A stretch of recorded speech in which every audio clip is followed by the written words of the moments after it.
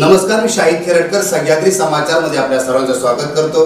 पाहूयात एक विशेष बातमी।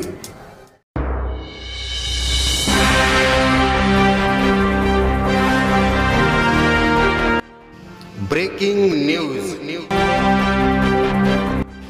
मुसळधार पावसामुळे चिपळूण येथील डीबीजे महाविद्यालयाची संरक्षक भिंत कोसळली आणि या भिंतीखाली एका विद्यार्थ्याचा चिरडून दुर्दैवी मृत्यू झाला। चिपळूणमधील डीबीजे महाविद्यालयातील ही 12 जुलैची घटना। संरक्षक भिंत कोसळली, विद्यार्थी बेपत्ता असल्याचे लक्षात आल्यानंतर शोधाशोध सुरू झाली आणि अखेर 13 जुलै रोजी त्या विद्यार्थ्याचा मृतदेह सापडला।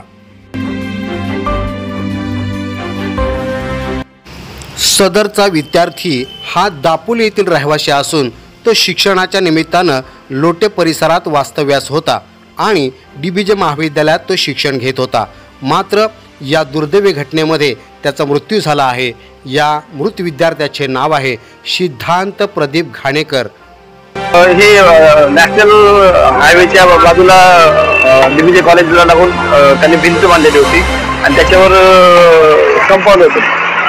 काल त्या अति पावसामुळे ते वरचं कंपाऊंड खाली ढासळलेलं आहे आणि त्यात एक 19 वर्षाचा